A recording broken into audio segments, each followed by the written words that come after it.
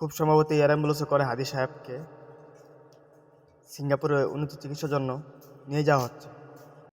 এই হাদিদের এয়ার অ্যাম্বুলেন্সে করে বিদেশ যাওয়ার কোনো কথাই ছিল না, প্রশ্নও ছিল না।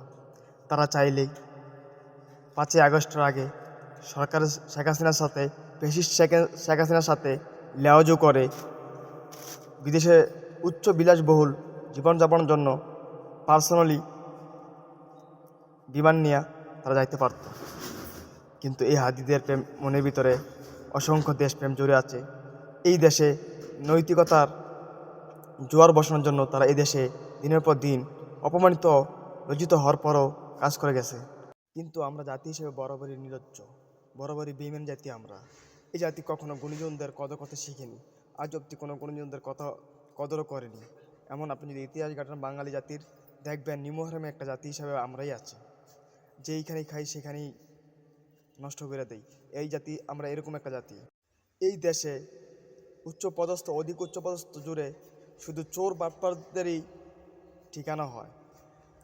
না হয় হাদি সাহেবকে যেদিন হত্যা করার চেষ্টা করা হইল, ওদিন ওই প্রশাসনের কাছে আসামি শনাক্ত হইল, আজ অবধি এখন অবধি ওই আসামিকে ধরা হইল না।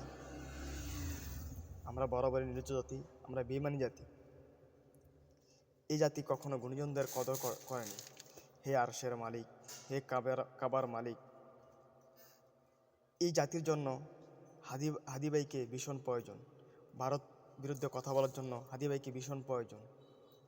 উচ্চ কণ্ঠে শিরগলা কথা বলার জন্য হাদি ভাইকে ভীষণ প্রয়োজন। এই হাদি জনতার, এই হাদি বাঙালির, এই হাদি ইনসাফের।